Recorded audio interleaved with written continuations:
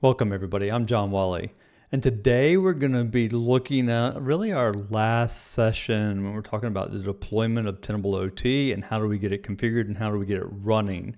The last little piece we're going to talk about is our inventory. I know we touched on it on our last episode, but it's really important to understand the risk scoring and how we can adjust that. Now we talked a little bit about that, but we want to dig in and talk about how these scores are done and how we can manage these. So let's start with risk scores. So if we go into inventory and we go to all assets, we're going to see a lot of things out here about our devices as they've learned. But one of those things we'll see is this risk score. And if we put these in order, we can see that some are high risk and some are low risk. You may say, well, how is this calculated? If we go into this individual device, and let's say we grab this and we go up to our top right corner where we have this 73. And obviously this is a high risk. And I click on this, you're going to see that we have 979 unresolved events. We have 3 vulnerabilities and we have that this device is critical. Well, let's talk a little bit about what this means. So if you go out to the Tenable OT documentation, you can find this under docs.tenable.com/OT-security, and it'll give you some information about releases and that sort of stuff. If we go into our user guide and we click on the HTML version here, and I'll go ahead and open this up so that you can see it, and we go into our system elements, that's going to give us a little bit of information about how the system actually does any kind of risk assessment. So the first thing I'll do is draw your attention to the area where we talk about events. If we look over in our tool, we said there were 979 events. So what we do under the events piece is it says that each one of these affect the device and the risk that's associated with it. And it's weighted based on the event severity. So how bad is the event and how recently that event has occurred. Now I also have noticed that it's also looked at how often it is. So it's not just that one event, but it'll multiply over each event that comes in. So if you have one event, that one event is weighted on severity and how recently it came in. But if I get a second event, that's also weighted. So this is on an event by event case, and those can add up. So if I have one high severity, the score is not going to be as high as if I have 2 high severities. And the longer it waits, the higher that score goes as well. So this is going to be always measuring as we go through and we look at those events. The second thing it's going to do is it's going to look at our vulnerabilities. And so on the vulnerability side, it's going to look at the CVE. It's going to look at what affects that asset. It's going to look inside the network as well for other threats that have been identified. And then it's going to look for things like, is there an obsolete operating system? Or are we using vulnerable protocols? So it's not just going to be the CVE itself, it's anything that's related with that and how we're operating in that environment, including, do we have a vulnerability that's maybe tied to a CVE? We also see that there's a vulnerable open port that could be leveraged. So it's looking at more than just the vulnerability itself, it's looking at the environment. And then thirdly, it's going to look at the criticality of that asset. How important is the function of that asset in the system? So let's talk about this, because we haven't gotten into criticalities and those type of things yet, or at least not in any kind of detail. So if I go in and I look at criticalities, it automatically says that the criticality of this is high. And this is not to be confused with severity. Those two words mean something very different. Severity, we're talking about the vulnerability or the event, or how bad is that event, or how dangerous is that vulnerability. Criticality has to do with the function within the plant, like how critical is this device to operations? If we lose this device or this device is compromised, would it impact the plant? Would it bring the whole plant down? Would it bring down a segment of the plant? Or is this like a secondary system or even lab-based equipment that we'd use for testing? So by default, Tenable says there's certain criticalities that they assign certain types of devices. And this is also identified in the user guide. So if we were to go through the user guide and go down to inventory, and we click on inventory, if you scroll down through here, it's going to talk about viewing assets, the type of assets that we have, but then it's going to go into asset types. And you're going to see this category of controllers. And so under controllers here, you'll see when we say controllers, we mean PLCs, distributed control systems, RTUs, we have BMS controllers, any kind of robotics. We'll even think of communications controllers, that sort of thing, or IO modules, any CNC. So you'll see what they consider in the category of controllers and the different types of devices that are out there. And you'll see that all of these are marked with a high criticality. You'll see this for field devices as well, that they're automatically marked with a high criticality. That's any kind of power meters, remote IO, any kind of relays or inverters, industrial sensors that are out there. All of these are considered field devices, and they are also marked as high by default. We'll get into OT devices. These general OT devices, you'll see are things like industrial routers, industrial switches, industrial gateways, that type of stuff, printers, that they'll come down to a medium level. We have OT servers that are also medium. You'll see these as like historians or HMIs, data loggers. Now, I wouldn't necessarily say that these are medium. Why? Like, especially when you're talking about operators that are looking at things like your whole SCADA system, some of that's based on HMI information. So maybe in your scenario, you may say this isn't medium. If our operators are blind, we would say that that's high, but it's totally up to you and your environment. We have network devices also show up as medium. We have workstations that show up as low, servers that show up as low, IoT devices that show up as low. And then any kind of endpoints that are out there that haven't been fully identified, we mark as low as well, or Tenable marks as low as well. So these are the default settings for criticality, but we may not agree with these. This is just what Tenable says out of the box. But we have some capabilities here to modify those things. So I can go in and I can say this particular device, if I want to go into actions, I can say edit, and I can say the criticality of this device is really medium or low. We don't have to stick with what Tenable told us.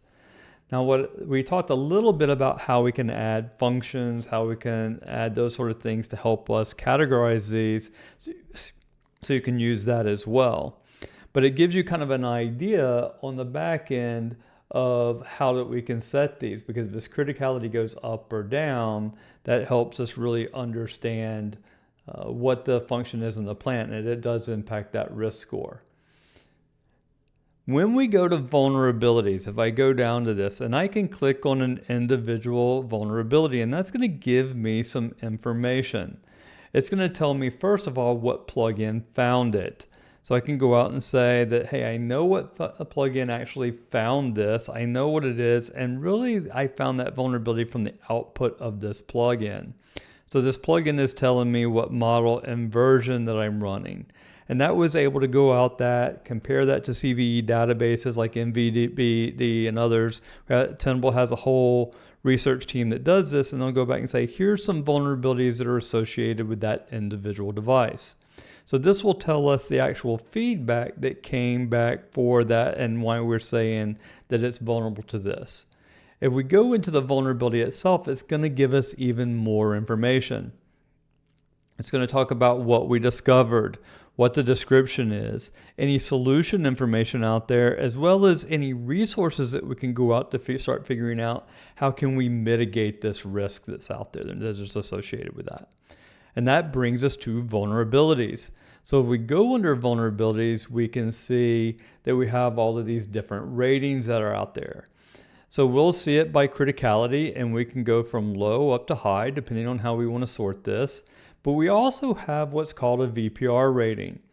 And we haven't talked a lot about VPRs. VPR is something that's unique to Tenable, and their research team does a lot of research on looking at what is the priority. So we see that we have, for example, this critical finding or this critical severity that's on a CVE that's out there.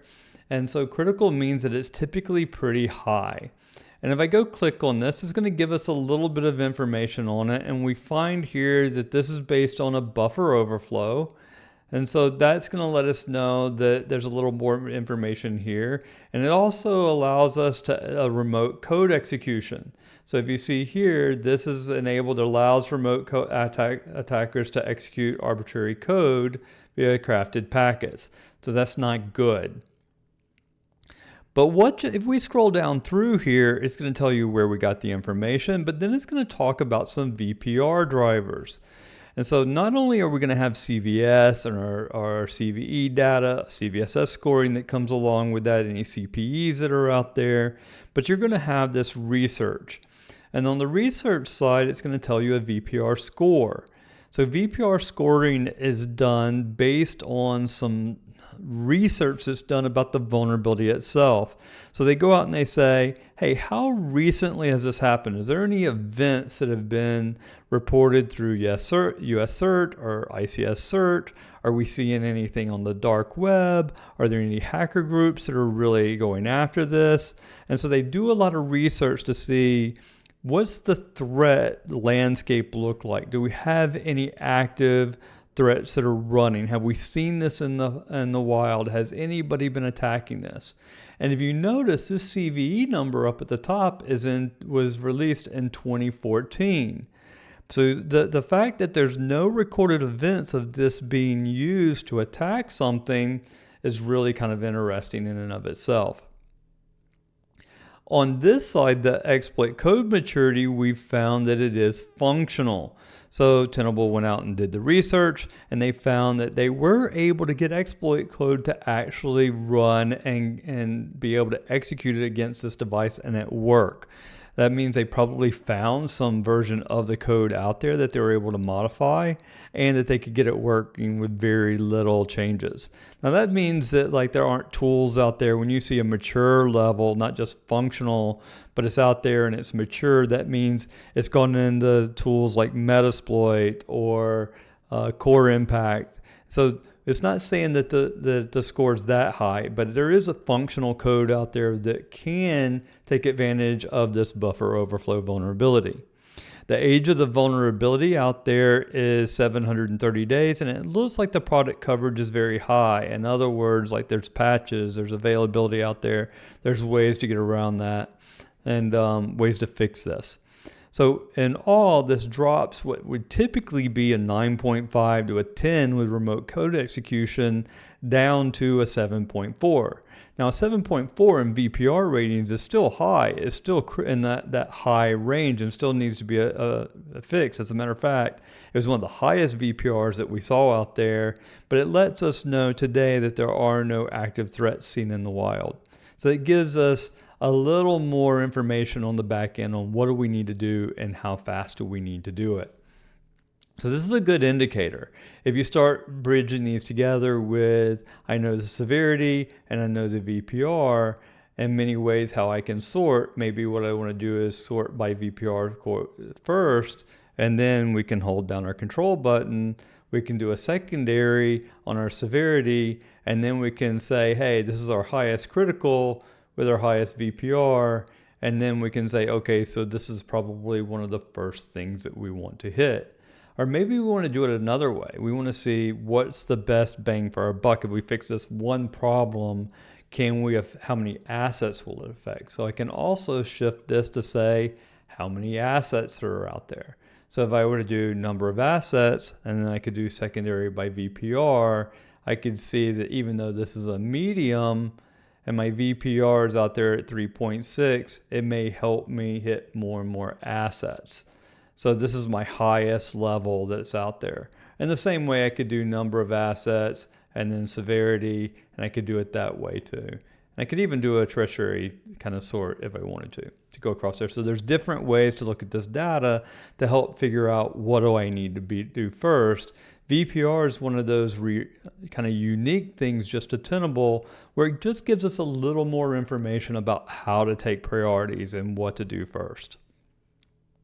Now, as we go into each one of these, you'll see that a lot of times there's going to be suggestions on how it's fixed. and sometimes there won't be. For example, in here, this is pointing directly to the advisory. So we would have to go out to an ICS cert, or we'd have to go out to the vendor themselves. And you can even see some background information.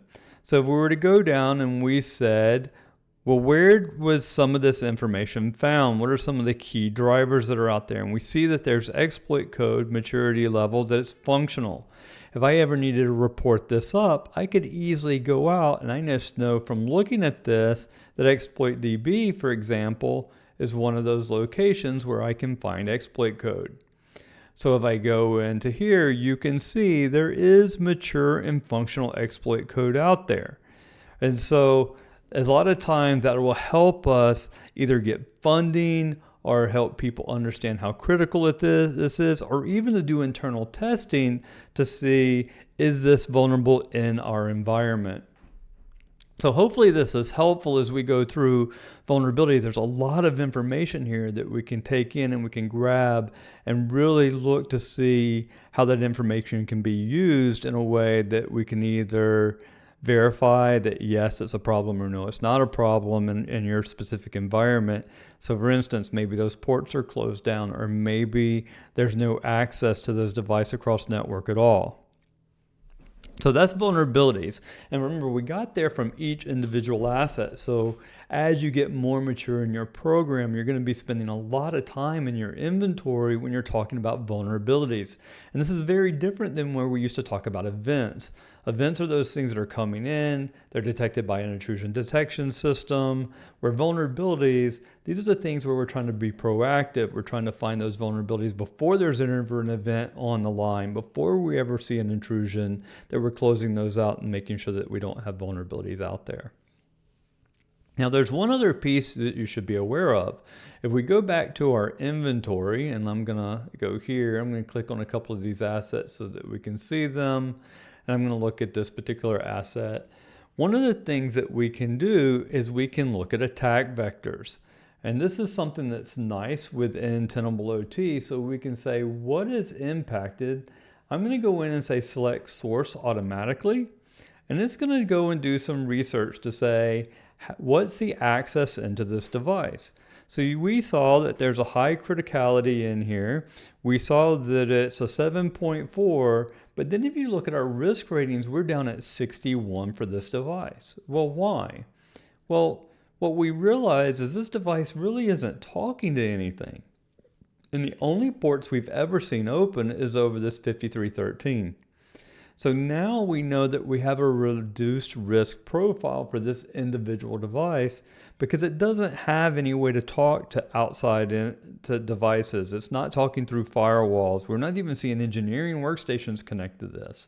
So because we're not seeing a lot of that information going back and forth within the environment, it means we're a good bit safer. So as we move into the asset section and we're looking at risk scores, when you start seeing that holistic picture, hopefully that's helpful. So example, if we were to go in just one more time and we look at this project that has a 58, we can see how many unresolved events, how many vulnerabilities, what criticality that's out there. We may want to modify that. That'll give us like better reporting. And then as we dig in, we can look at things if we put all this together, where we can see the details of our inventory. We can see what's on our backplane. We can see if there's been any code revisions. We can see what our attack vectors are and where things are talking. We can see if those actual ports are open on that device. We can see any vulnerabilities that are associated with that device. And then we can actually look at those actual events on there as well. So piece by piece, we can end up walking through each individual asset, doing the research on that and see, does updating the firmware make sense? Does it make sense that it's isolated or not isolated? How do we control access? And you may end up finding that a lot of the problems that you see, you can fix in other means other than like updating firmware and those kind of things. And that's going to be done on a case-by-case basis as you start walking through mitigating those risks or remediating any vulnerabilities that are out there. So hopefully this has been helpful. This is going to be wrapping up our series on installation configuration and really getting the system running and optimized. We're going to continue down the path with Tenable OT, but we're going to be doing it in a different playlist. We're going to be starting to dig in and deep dive on things like Tenable, and we're going to talk about integration work and that kind of stuff as we go through there. But if there's any videos you want to see, please leave it in the comments. I'll answer those. If this has been helpful, please like and subscribe. That way you'll get notices for any new videos that are coming out there.